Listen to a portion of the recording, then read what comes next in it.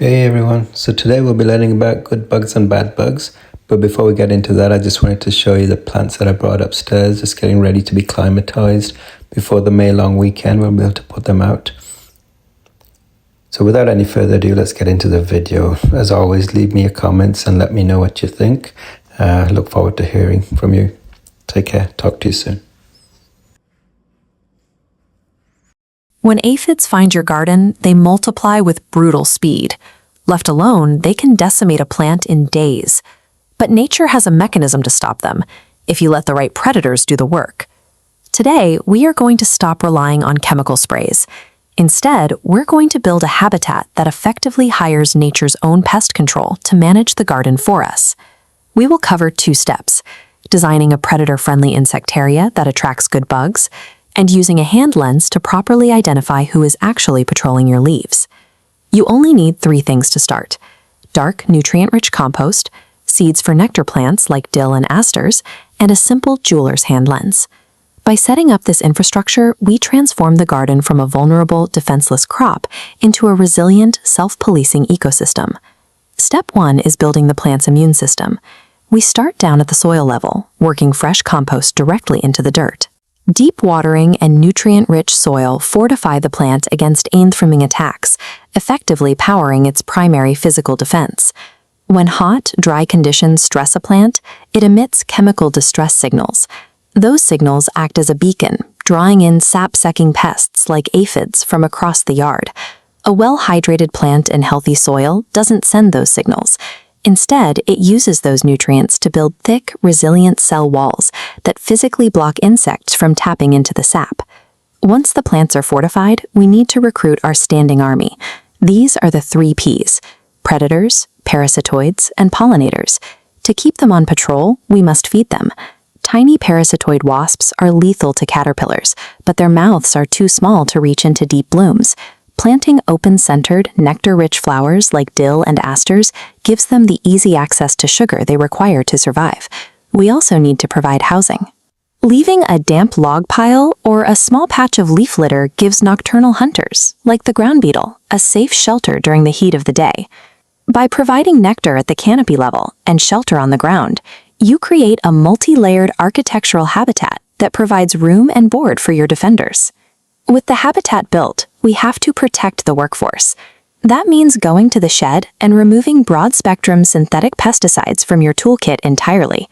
Synthetic sprays do not discriminate. They wipe out the pests, but they are also highly lethal to the sensitive ladybugs and parasitoid wasps we just attracted. This chart shows the danger of the pest bounce-back effect. When you apply a chemical spray, both populations flatline immediately. But pests reproduce exponentially faster than their predators. Without any good bugs left to hunt them, the surviving pest population skyrockets. This leaves you with a massive, unchecked infestation. A natural alternative is much more stable. When you let the biology work, the populations settle into an oscillating wave. A baseline population of predators consistently keeps the pests below the threshold that would actually damage your crops. Reaching for a chemical spray provides a quick visual fix, but it destroys the garden's immune system and guarantees your next pest crisis.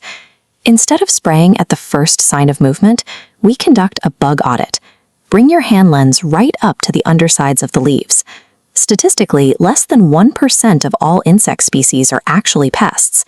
The vast majority of the bugs you encounter are either harmless or actively defending your plants. For example, you might see what looks like a tiny yellow jacket. A beneficial hoverfly has large round eyes and 2 wings, while a stinging wasp has kidney-shaped eyes and 4 wings. Or take the Mexican bean beetle, which looks identical to a ladybug. The difference is in the damage. A predatory ladybug hunts on an intact leeks, while the bean beetle leaves ragged, chewed holes in the foliage. You also want to look for mummies. These are hollowed-out aphids, or cocoon-covered caterpillars, which serve as direct evidence that your parasitoid wasps are operating in the area. If you grow tomatoes, you might find a hornworm covered in tiny, white rice-like cocoons. Those are wasp pupae. When you see this, never kill the caterpillar. It has already stopped eating your plant, and leaving it ensures the next generation of wasps will hatch directly into your garden. Conducting a bug audit replaces the instinct to panic with an informed understanding of who is actually winning the war on the leaves. Look at the system we've built. The beds are flanked by blooming dill and asters, and the ground is teeming with life. We've fortified the plant's defenses with rich soil, established a nectar border to feed our standing army, and learned how to verify their work using a hand lens.